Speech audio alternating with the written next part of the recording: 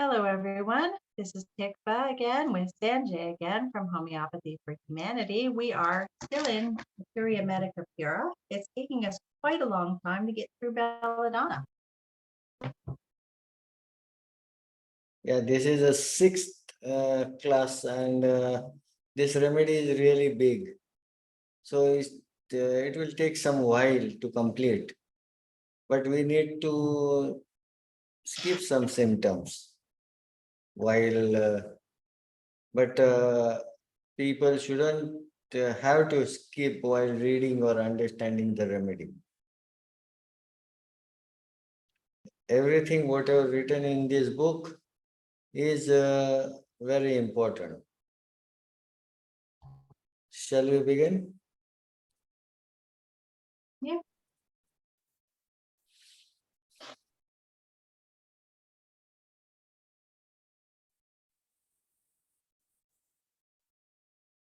Okay, you can start.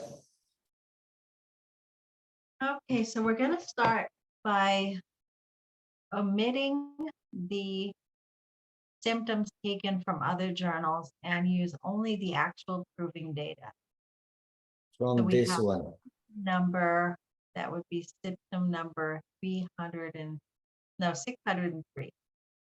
Ineffectual effort to vomit. He awakens thrice about midnight. He heaves thrice as if to vomit, but without result, with the sweat of anxiety. Thrice means 3 times.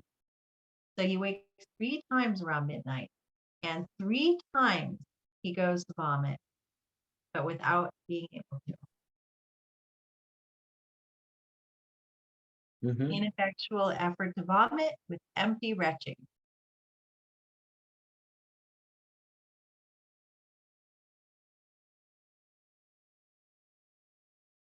Several times violently hiccup. Violent hiccup that jerked her upwards, whereupon she became deaf until the next attack. That's a very interesting symptom. What's a hiccup?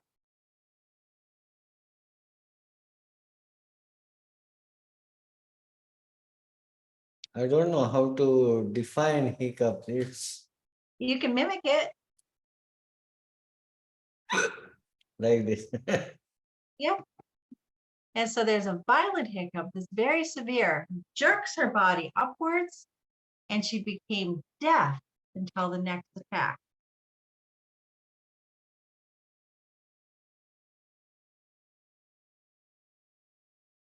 Then we have violent hiccup and bout. Now that's a journal entry, something intermediate between burping and hiccuping.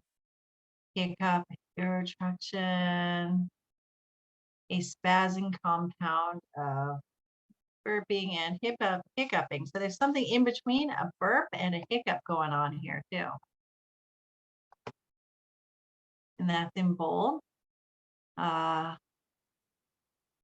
615, no, 617. Oh,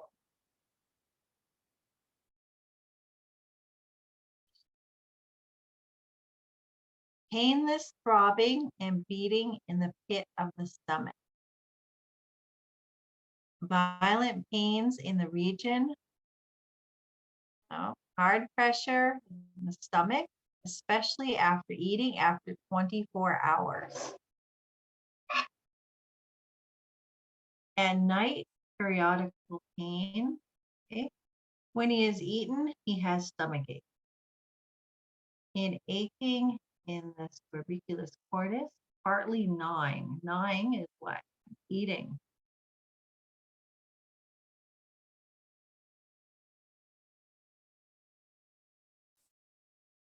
Fullness under the short ribs on stooping in the pit of the stomach feels full, and there is blackness before the eyes after 4 days.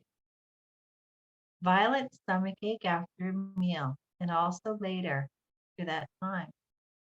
How often do we think of giving belladonna in digestive upset?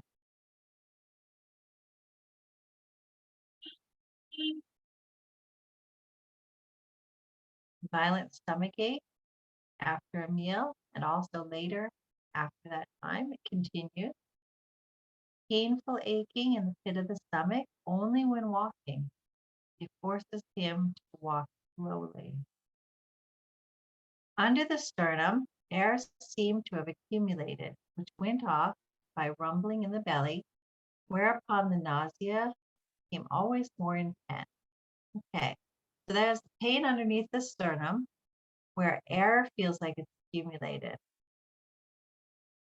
And it got better with rumbling in the abdomen. But after that pain got better with the rumbling in the air, the nausea was worse. 6:30, after a scanty meal, a peculiar contractive feeling in the stomach. Okay, what's contraction?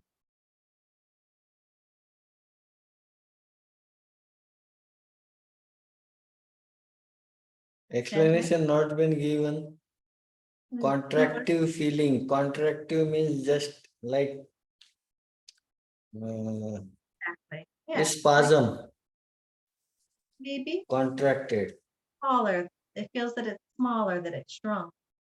It feels tight. So there's a tightness in the stomach.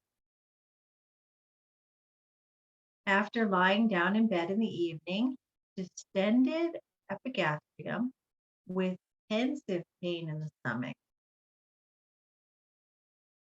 What's pensive pain?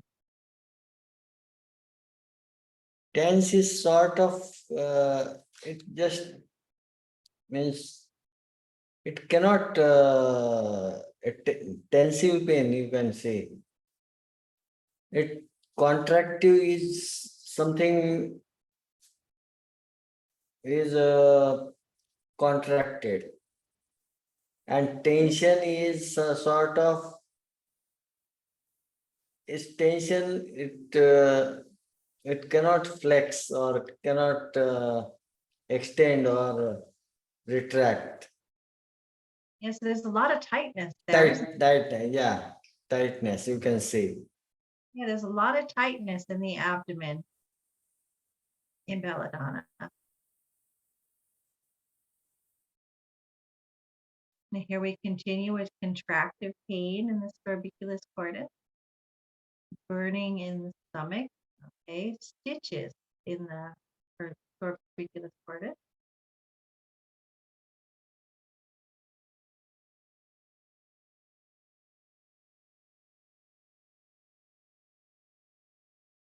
Stitches in the scorbiculus cordis again at 6:35.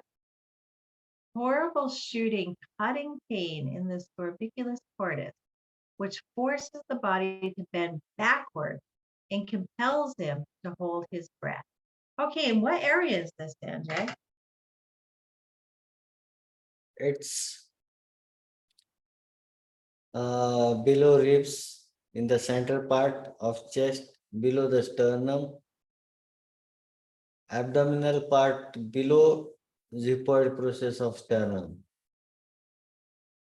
Good. So then we hear the horrible shooting, cutting pain in that area, which forces the body to bend backwards and compels him to hold his breath. So he's trying to relax that area by bending backwards and holding his breath. See how that works?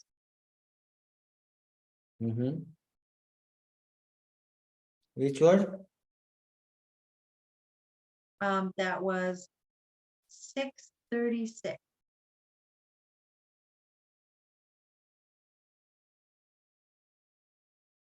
Body bend backward and compel him to hold his breath. Yeah, so he's holding his breath in, holding his breath. He's taking a big breath of air. He's leaning backwards. Like and this. he's expanded that the best he can. It compels him to. It means that he has to do that in order to try to relieve the discomfort. There is a lot of tensive and contractive in the abdomen, in the stomach area. Stomach Yes. area means epigastric region. So,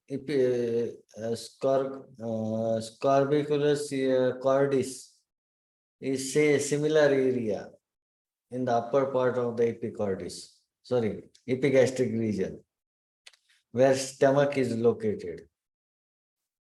And when it is tension, he feels like he she's not bending downward, forward like we see in colosynth, but he's tried to bend backwards and try to not to breathe or hold his breath. Holding his breath means retaining his breath inwards in order to enlarge the cavity. He's taking a deep breath. That's what holding your breath means. So he's holding his breath in. So I think he's trying to expand the abdominal cavity with the moving backwards and taking in a deep breath.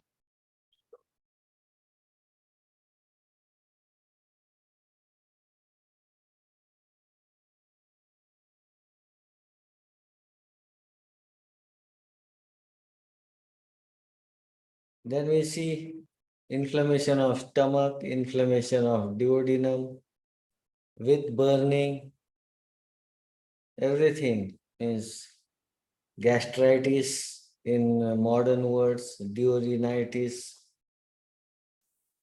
upper part of duodenum itself means stomach and upper part of small intestine.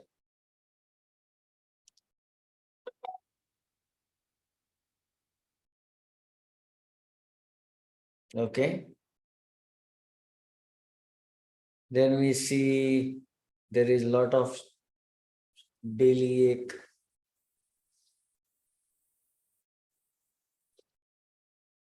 Again, the spasmodic spasmodic tension. from the chest to low down in the hypogastrium, which does not permit the slightest movement. How often do we think of this Yeah, remedy for digestive problems? it's not actually a digestive problem, but it's something inflammatory. Like contraction and spasms happen in inflammatory condition. Is this only in inflammatory conditions? Yeah, usually. So Belladonna is only used during inflammation? Yeah. It couldn't be used, let's say, during just a general indigestion?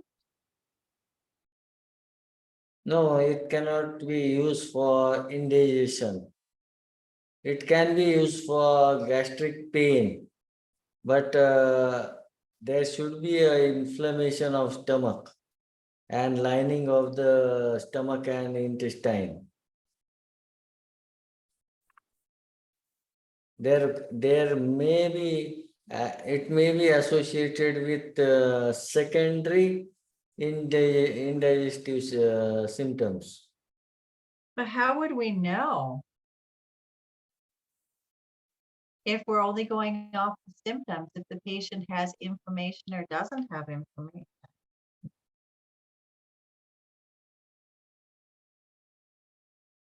Symptoms. No, you said there has to be inflammation. How would we know? See, there is a typical symptoms when you have colitis. When there is colitis due to inflammation of colon or intestine, it's not because of indigestion.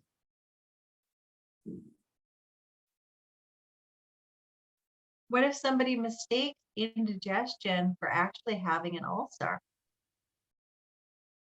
Yeah, ulcer is secondary to inflammation. So there is always inflammation associated with ulcer.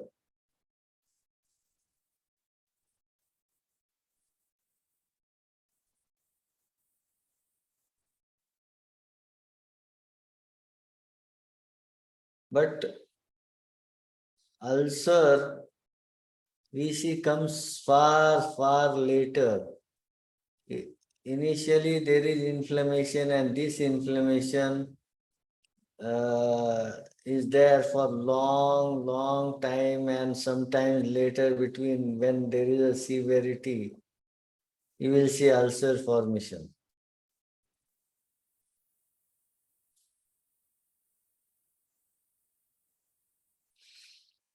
Okay.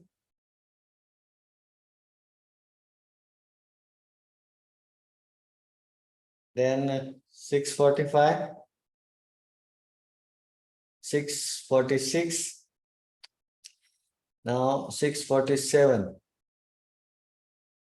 Belly ache as from hard weight, only when walking and standing, always going off when sitting. Always going off when sitting means standing from sitting position. Means when he is sitting, when he tries to stand up, there is belly ache. Then when he walks, there is belly ache. Means every movement we will see, there is a pain.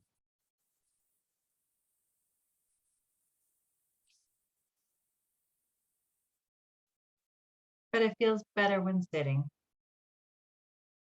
It stops when sitting. Goes off, going off. Okay. Going off means stop.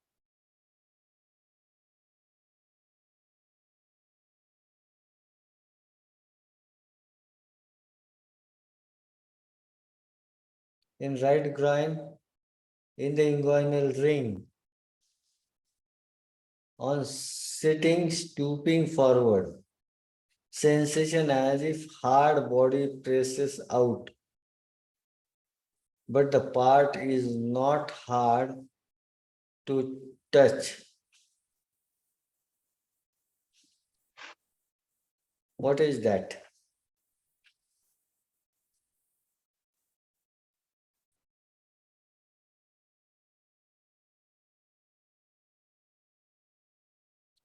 This is a very interesting symptom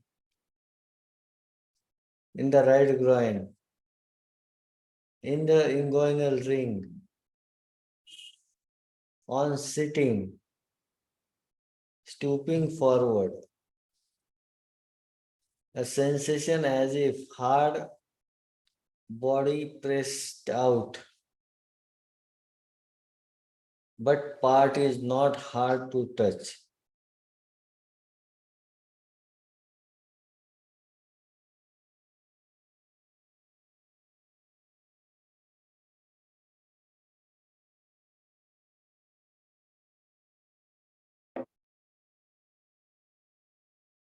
What this could be?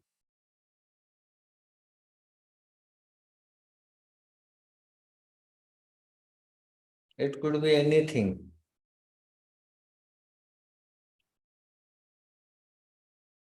Okay, 6:50. On sitting, bend forward, a sensation in the right groin as if hard body is pressed out. Same symptom. In hypogastrium, immediate below the navel, sensation as if bowels are forcing outwards, most felt when standing.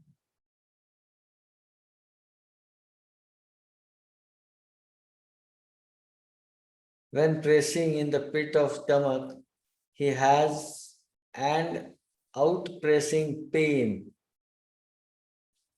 in the side of the abdomen. Out pressing pains means it's pushing out. Pressure from inside out, from inside to out, to outside. Inflation of Abdomen. What is inflation of abdomen? Inflation.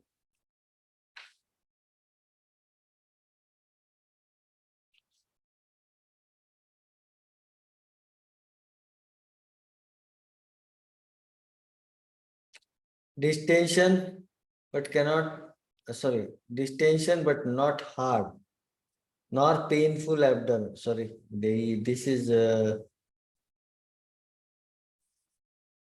then 656, along with sensation of distension of abdomen, constrictive bellyache below navel, which comes by jerk and compels him to bend himself forward.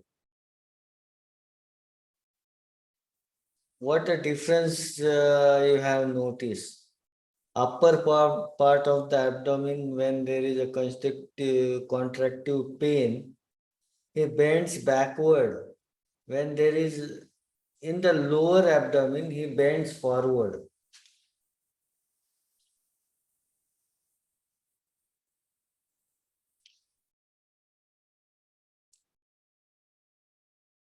Distension and abdomen with rumbling or rolling in the bowel on the left side. Drawing in of abdomen with pressive pain when lying.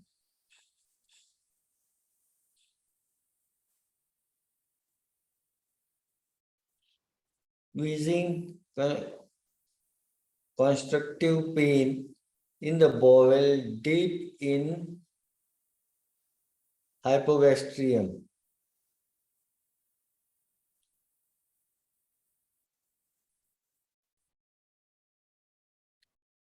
Alternating with obtuse stitches or jerks towards perineum. What is perineum?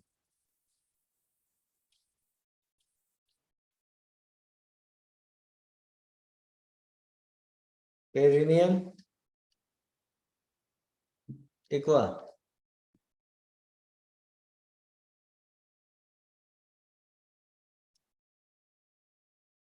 Perineum. It's the region of between like the genitalia and the anus. Yeah. It is something diamond shaped airy region between genitals and anus.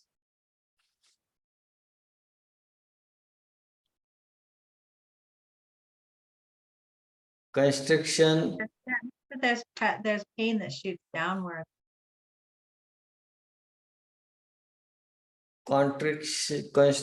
constriction of abdomen about umbilical region as if knot or lump could be formed. In the morning, immediately after getting out of bed, violent tensive aching pain in the whole hypogastric, but especially in the pubic region, it is as if hypogastrium were spasmodically constricted, sometimes as if it were distended, though not actually distended.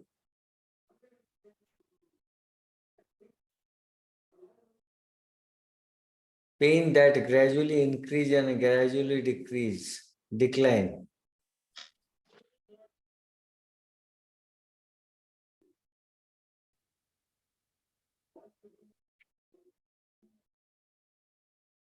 Contraction of abdomen in the umbilical region. Squeezing and gripping around about the navel so that he must bend forward.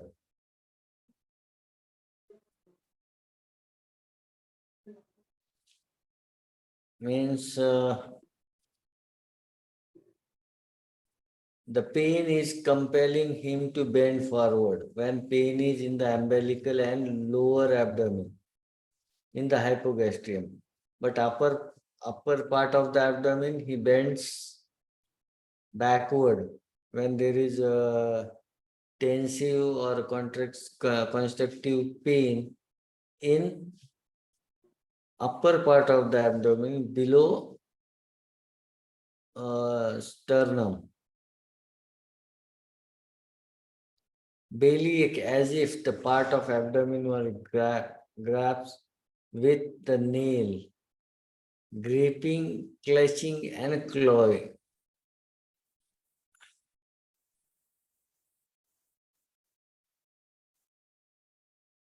Squeezing towards umbilical region, worse at noon and in the afternoon.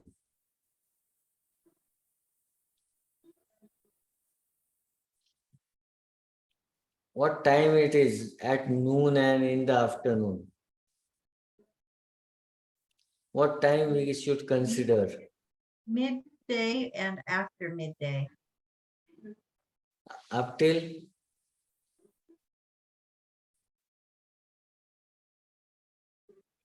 4 o'clock or 5 o'clock? It really depends. It depends on the cycle and the time of the year and like that.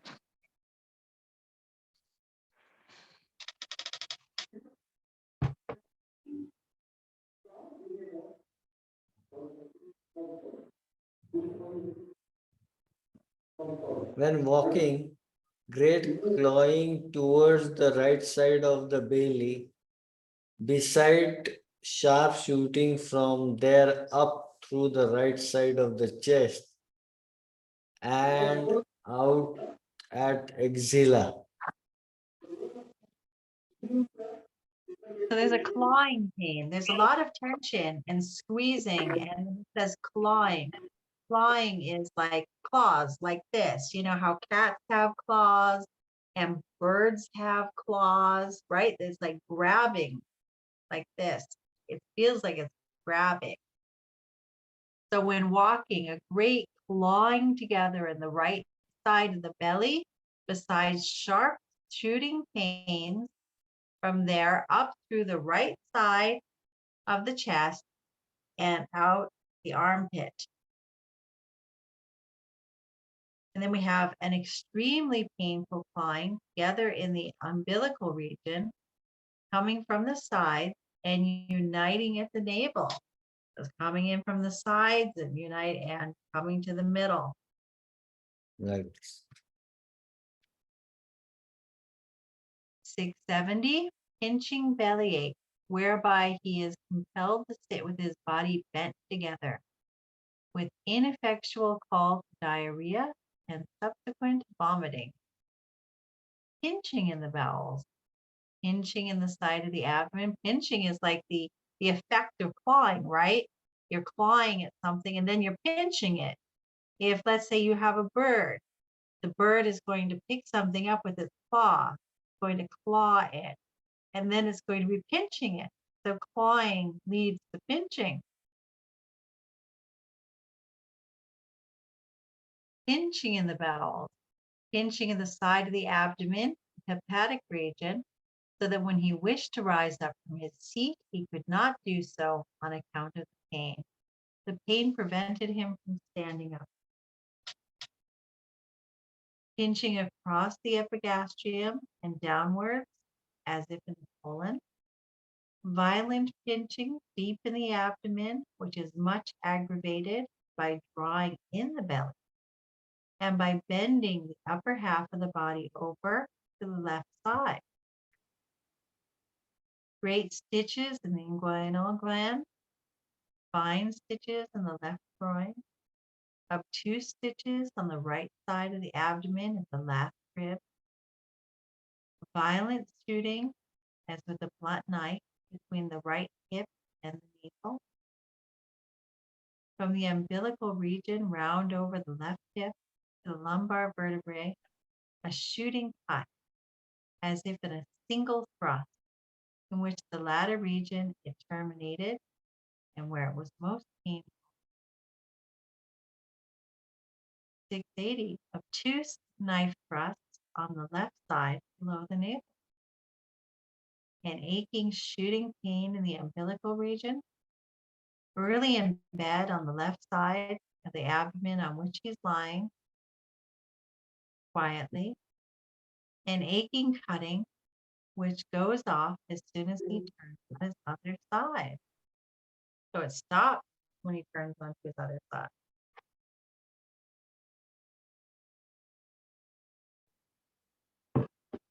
Violent cutting pressure in the hypogastrium, sometimes here, sometimes there. Cutting in the whole of the hypogastrium, but more violent in the left. Itching stitches at the navel, which get better by rubbing. Anxious heat in the abdomen, in the chest, and in the face with stuffed nose. Heat from below upward so that the sweat of anxiety broke out, followed by nausea, combined with frightful anxiety until the nausea went away further down. Painfulness of the whole abdomen, as if all sore and raw, lasted long.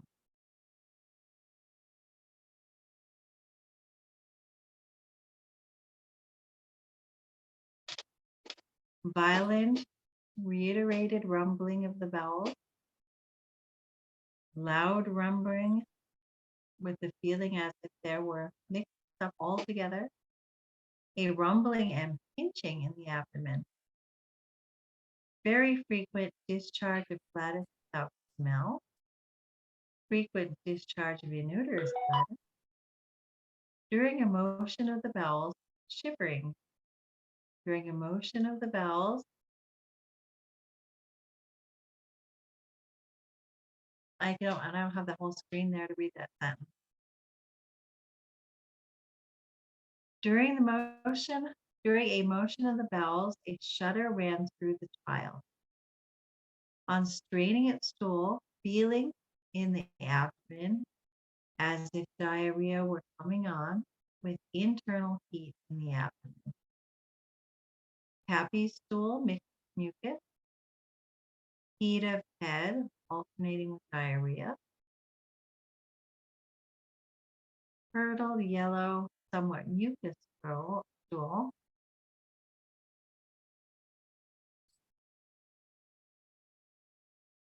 at first soft diarrhea, but afterwards frequent urging to stool, whereby very little or nothing at all comes away. Uncommonly diminished stool, only small evacuation for several days. Urging to stool, which comes away thinner than usual, frequent thin stools, Smith, he felt a frequent desire to go. He must go to stool every quarter of an hour. You notice the note there about jaundice?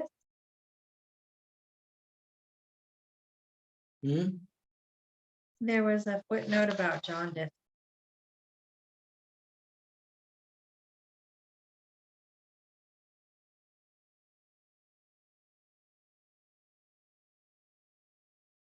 Two. That was just A a green footnote. stool. See, this symptom. This symptom.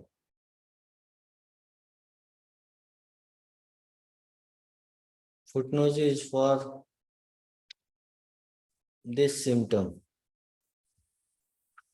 Green stool. And that green stool may be due to during recovery of jaundice. Yeah, and we saw earlier in the proving data symptoms of jaundice as well.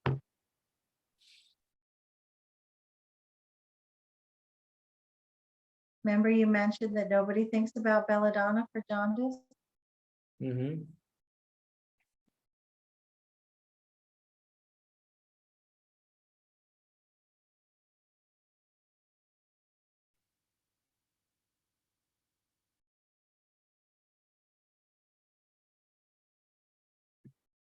He has constant desire to go to stool, straining at stool.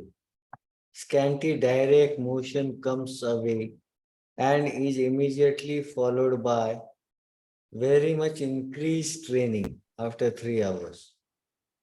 Frequent urging to stool without any or with only a very scanty and hard motion.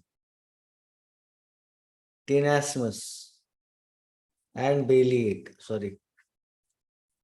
Ineffectual urging to stool. After ineffectual urging to stool, vomiting. Kind of tenesmus, so constant pressure and forcing towards the anus and genital alternating with painful contraction in the anus after 12 hours. Pressure in the rectum towards anus.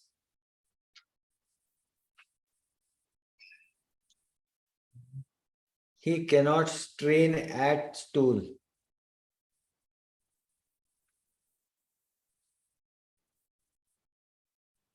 Have anybody no, he cannot strain at stool. What that it means? What is actually the symptom?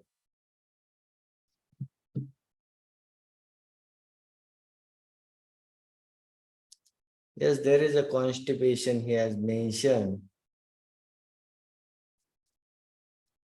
There is lot of ineffectual urging. Means he has sensation. Then what exactly it means? He cannot strain.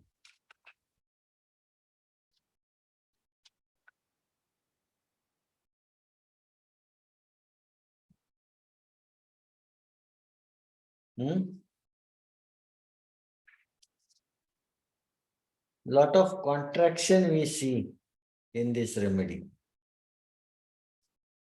Tension, contraction, inflammation.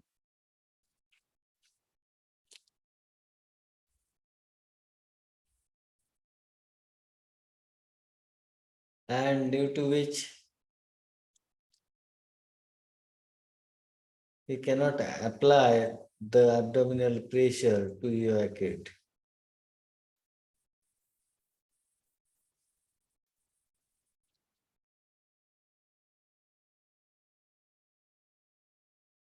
Contractive pain in the rectum. Then sore pain in the epigastrium, followed by rapid discharge of slimy diarrhea. At last, empty straining, severe itching, and at the same time, constrictive sensation in the anus.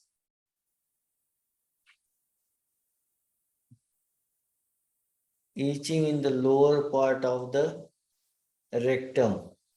Violent, sudden, painful itching in the rectum and anus. Violent and sudden.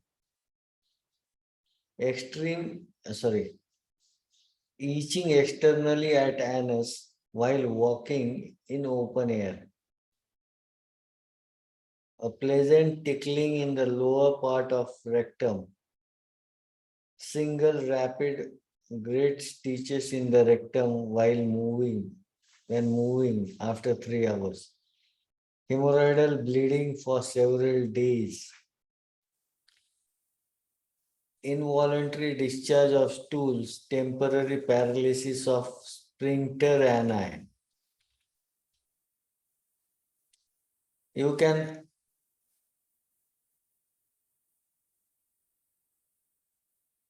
what happen when there is a paralysis of sphincter ani?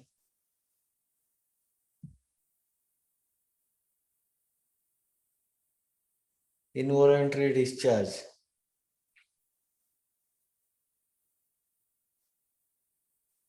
small rapid involuntary stools.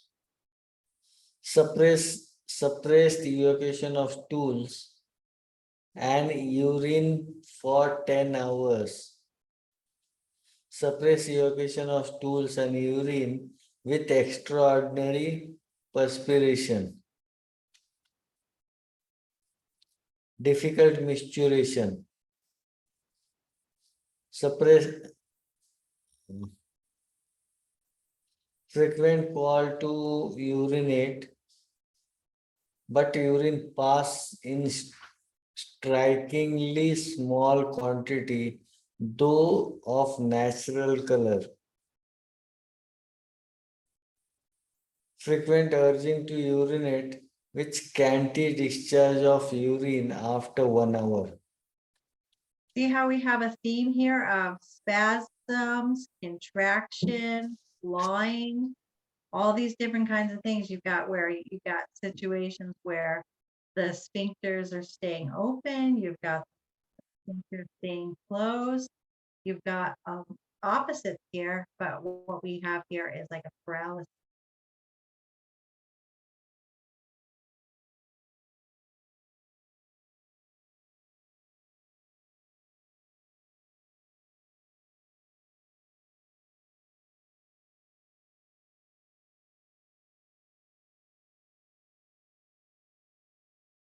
Yellow golden urine, bright yellow clear urine, whitish urine,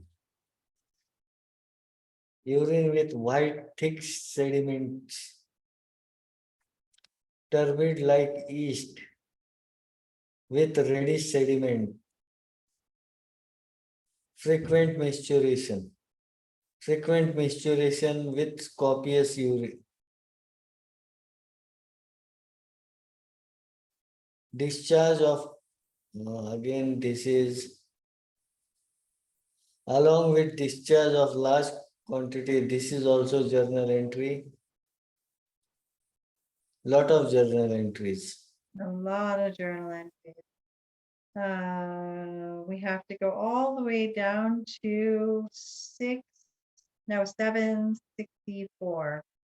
During profound sleep by day, his urine escaped. That we had. During a nap, bedwetting, he cannot retain his urine, sensation of winding and turning in the bladder, as from a large worm, without urging, past water. So there's a sensation that there's something like this going in and doing things.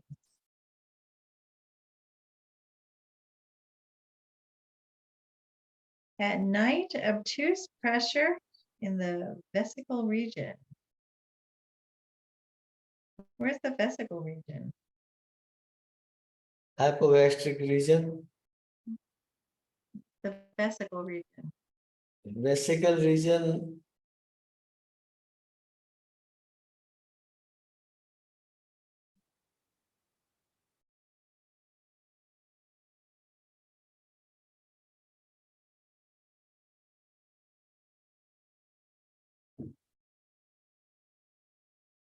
Actually, it should be a hypogastric region. Where Yeah, but- bladder is means below sorry, above pubic area. Yeah, but we're coming to the the urethral symptoms and the penile symptoms.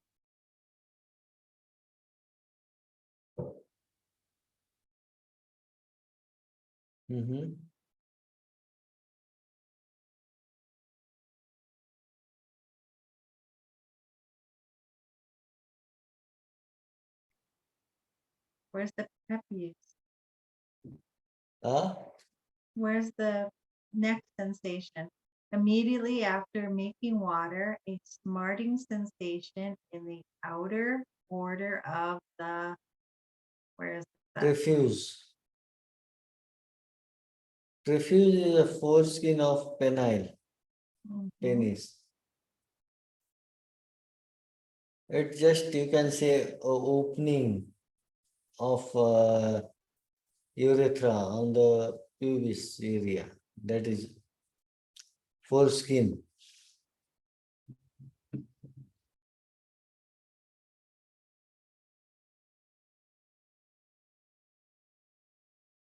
The anterior part of the gland's penis, itching, tickling, like the bite of a flea.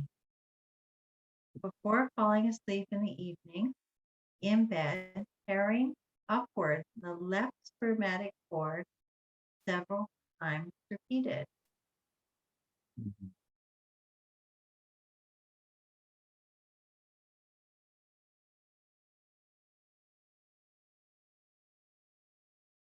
Hmm.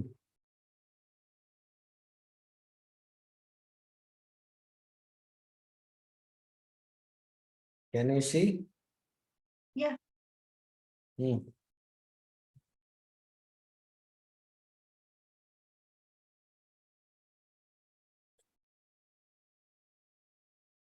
Continuing. here, go ahead and read. Hang on a second. You go ahead and read. Refuge is retracted behind glance. Whence he has disagreeable sensation in exposed glance 4 hours. Along stitches along the urethra, which commence at the bulbous portion of the urethra and extended to its orifice while walking. Violent forcing and straining towards genital as if all could fall out there. Worse when sitting, bends forward, and when walking. Better when standing and sitting upright after 10 hours. When not passing water occur stitches in the urethra behind glans, especially when moving. Violet passing water drawing in the spermatic cord. Discharge of prostatic fluid from flaccid penis. On glans penis, a soft painless pimple. Sweat on genitals at night. Gray stitches in the drawn up testicles. Nocturnal emission of semen with flaccid penis. 2 seminal emissions in one night. At every step, violence teaching in pubic region as if in the internal genital organ. Nocturnal emission, seminal emission without lascivious dreams. What does that mean?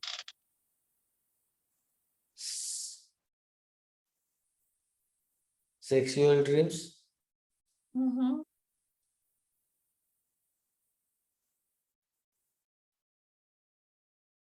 Indifference at thoughts of difference of sexes. What is that symptom is? We'll finish reading it and you'll know. Indifference at thought of differences of sex. She cannot summon up any lascivious, lustful thoughts. Sexual desire in the imagination is as if extinct.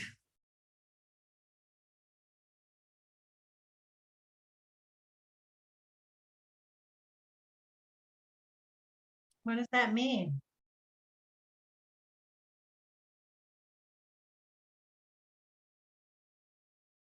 Indifference to thoughts.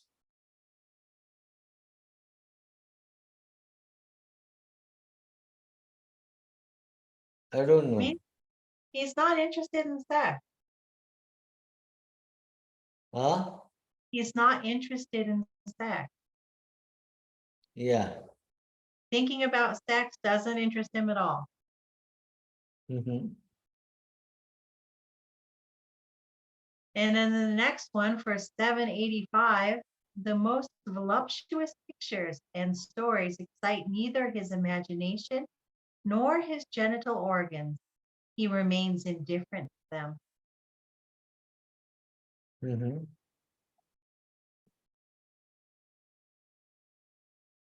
So we have here indifference, sex, and belladonna. Indifference to sex. Mhm. Sexual intercourse. Then we have a lot of journal entries. 790. Read. 790.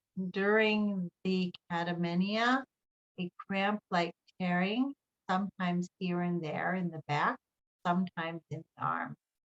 Okay, the catamenia means during the bleeding part of the menstrual period. So, appearance of catamenia 4 days too soon. So the period's coming 4 days too soon, and that there is pain.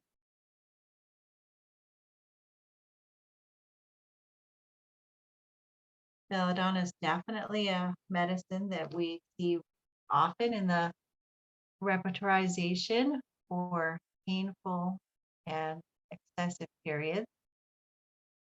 Works very well.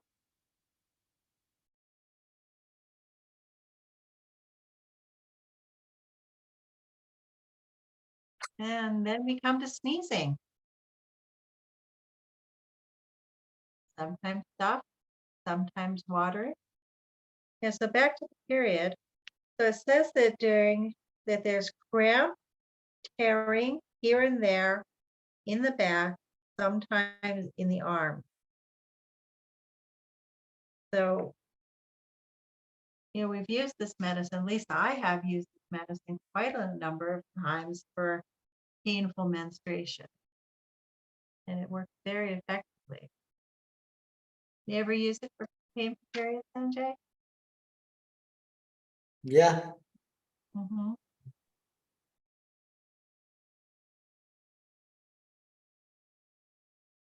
Read. I lost my place. Where are we? 800. 800. Okay, car or cough with Kryza. Okay, so we've got runny nose, stuffed nose, we've got sneezing, we've got hoarseness, we have rough, hoarse voice, noise and tattling in the, no, that must be rattling. Yeah, my book's a little bit smeared here. Rattling. Noise and rattling in the bronchial tubes. Every Which inspiration, symptom? huh? 805. Which, okay. Every inspiration excites irritation to dry coughing. For several successive days, that's journal, fit of coughing followed by heat. So cough, cough, cough, feeling hot. Nocturnal cough, which often wakes her out of sleep, after which she immediately falls asleep again. So that's coughing in the sleep. Some people only cough while they're awake and don't cough during sleep. But here we see coughing in the sleep. Fits of coughing, as from inspiring dust, wakes her at night with expectoration of mucus.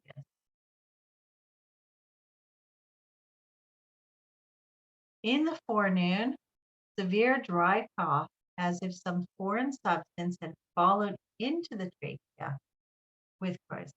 So, like something's gone down the back of the throat.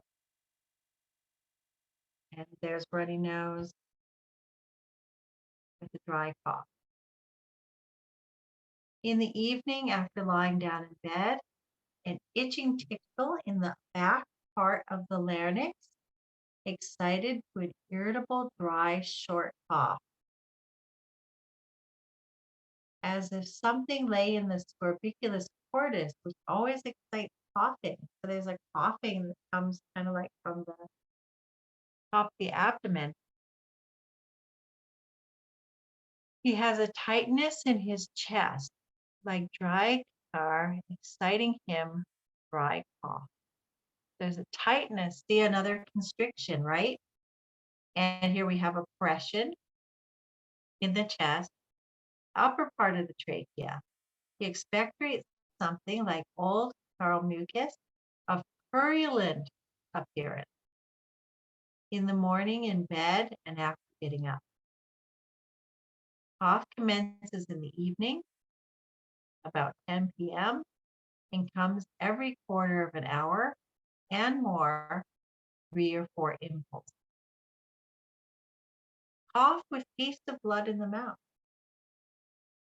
In the morning on coughing, expectoration of bloody mucus, violent cough during sleep with grinding of the teeth. Remember, we've got the grinding of the teeth again.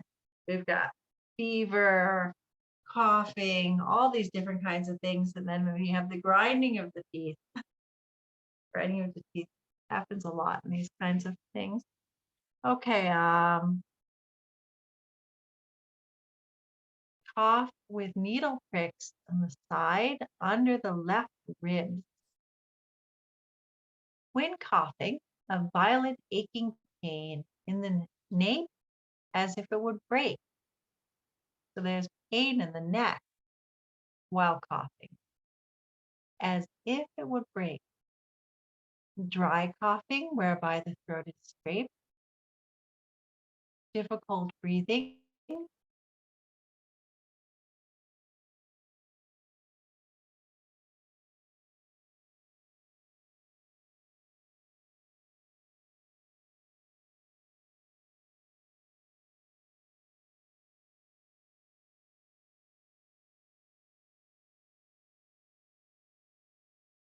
A pressure in the cardiac region, which stops the breath and causes anxiety.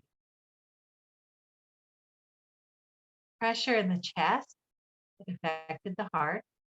She felt at the heart, the scorbiculus cordis, like cardiac oppression. She could not breathe properly. At the same time, nausea, which rises up to the throat as if she must vomit, and so cardiac oppression and nausea in fits every 7 minutes. After drinking coffee, short breathing in the afternoon. So we have an aggravation from coffee here. While walking, frequently an oppression in the scorbiculus cordis, a kind of spasmodic feeling that compels him to breathe deeper. Here we have that compression, that spasms, right? That's all throughout this remedy. In the evening in bed, a very oppressed feeling in the chest, which is not removed by voluntary cough. He could only draw his breath with difficulty, just as if the phlegm in the windpipe hindered him, at the same time burning in the chest.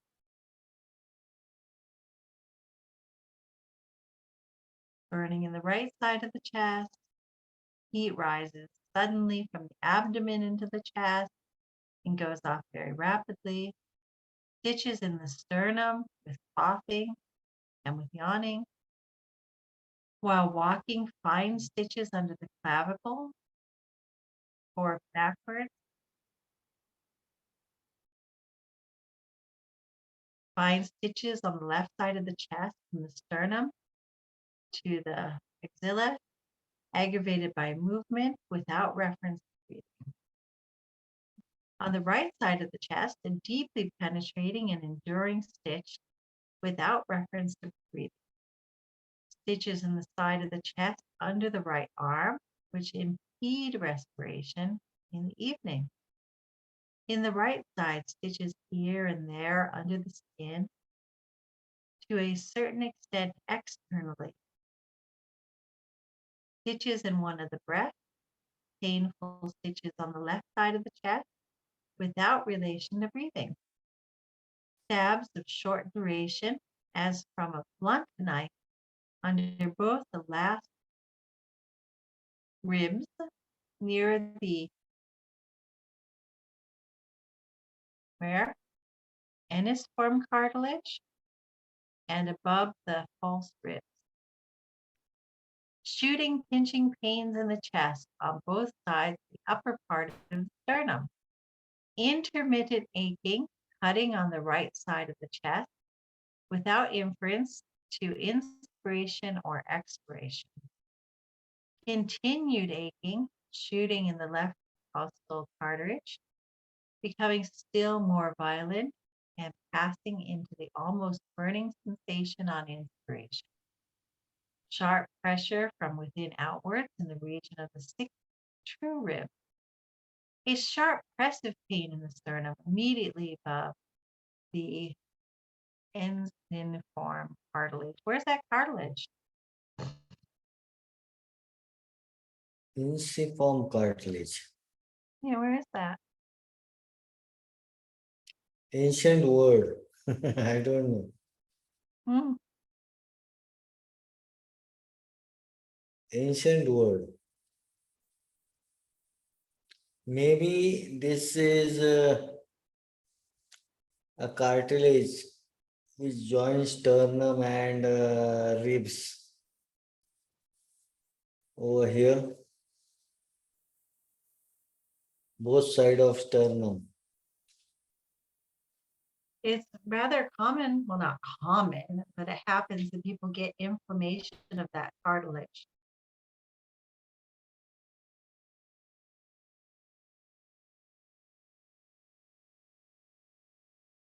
People get that. Intercostal neuralgias and inflammations of that cartilage.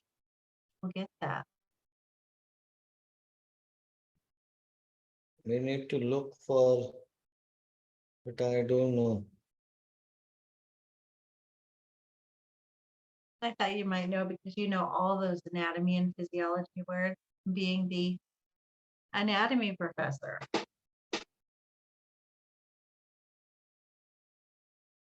860, aching pain in the chest with short breath at the same time between the shoulders when walking and sitting. Aching, squeezing pain in the left and right breast. A throbbing pain under the sternum above the suprachiasmatic cordis. Aching in the right side of the chest, which causes anxiety.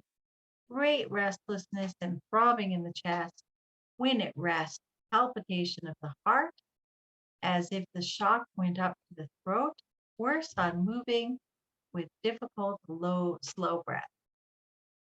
When she goes upstairs, the heart clucks, a kind of palpitation, clucking. A corroding, gnawing pain under the last right cartilage of the rib. Painful blisters containing water on the sternum. Oh, there's a journal again. Okay. 870. In an unimpregnated woman, milk comes into the breast and flows out. On the left breast, there appeared small, scattered pimples, which cause creeping itching, which is relieved by rubbing.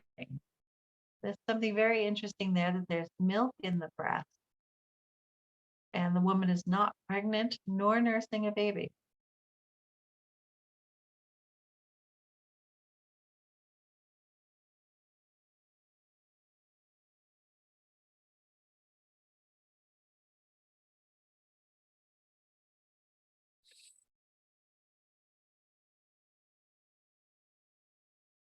The what is painful here?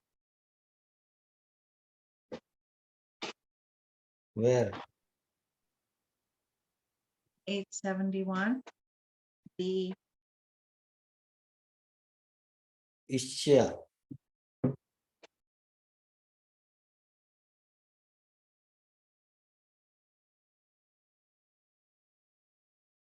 where's that?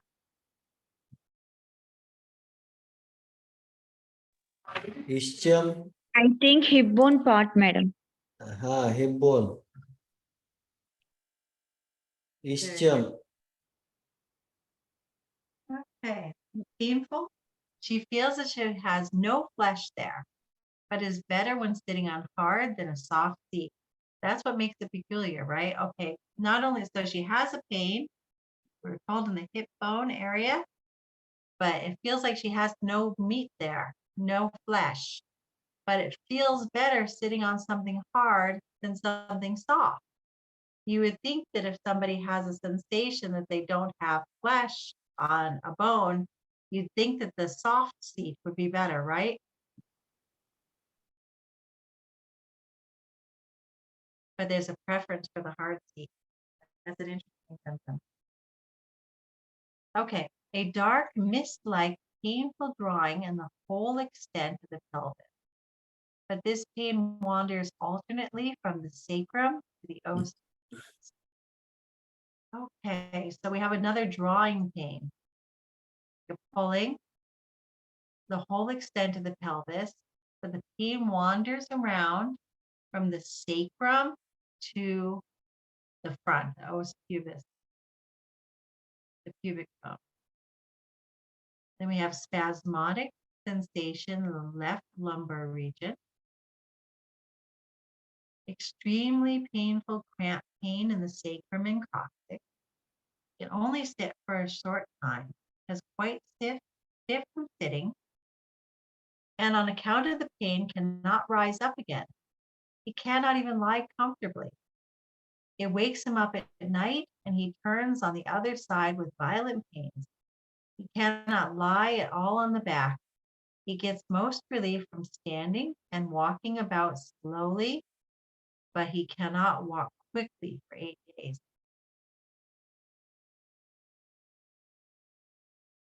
When he rises up after sitting, he gets a pain at the border of the ilium over the hip, as if a sharp body were cutting its way outward.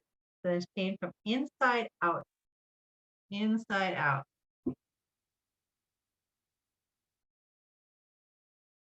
At the left side of the spinal column, below the false rib, aching pain. Gnawing at the spinal column and cough, shooting and gnawing in the spinal column, in the vertebrae, stabbing from without inward, as with a knife. On the right side of the back, spinal column, pain as if dislocated. Cramp-like aching sensation in the middle of the spinal column, which becomes tensive when he tries to straighten his back. The back, especially the scapula, is covered with large red pimples. The whole skin looks red and hurts when touched, as if excoriated, but in the apices of the pimples, the pain of fine shooting, apices of the pimples. There's like a whole pimply thing going on. And in the very top, feels like a pricking. Boil on the shoulder. Aching pain under the left shoulder blade, more towards the outer side. Drawing pressure between the right scapula and the spinal column. Pain between the scapula, as from a sprain. Violent drawing between the scapula down the spinal column in the evening. Cramp pain, almost like pinching. Here we're at that pinching, grabbing, clawing again between the right scapula and the spinal column.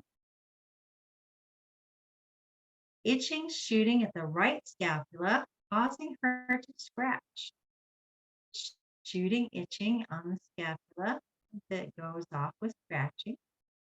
Fine stitches in the right scapula. Repeated shoots as from electricity from the right scapula towards the right, from the left scapula towards the right. Shooting, aching at the top of the left shoulder. Painful stiffness between the scapula and the nape on turning the neck and head hither and thither in the morning. Hither and thither means from like side to side, from here to there, hither and thither. Such fun old language, right? Externally on the neck, aching pain, the bending of the head back, and on touching the place. Glandular swellings on the nape with cloudiness of the head. Okay, what does that mean? Glandular swellings of the nape with cloudiness of the head. We have two different things here.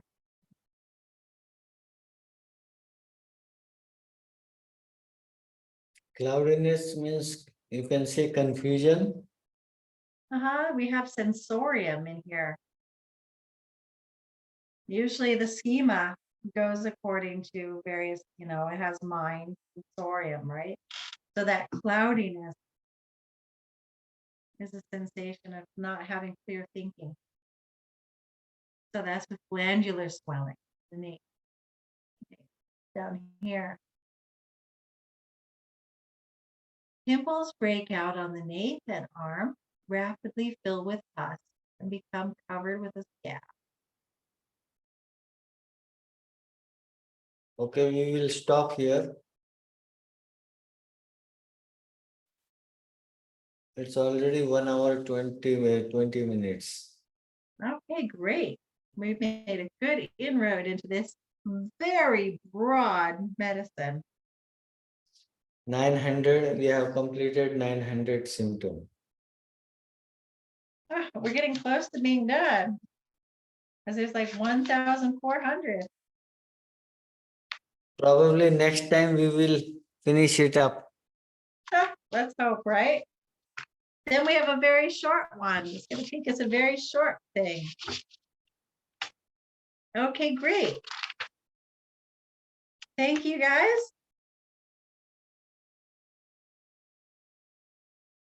Thank you, There's everyone. 14. Thank you, ma'am. Thank you, sir. 1,440 symptoms in Belladonna. And with all the festivals, it is taking us a really long time to get through it. So thank you for joining. Probably 2 more sessions. Maybe one. Let's see how fast it goes. Let's hope. Okay. Okay, thank you for joining us. And look forward to seeing you next time. As usual, the recording will be posted.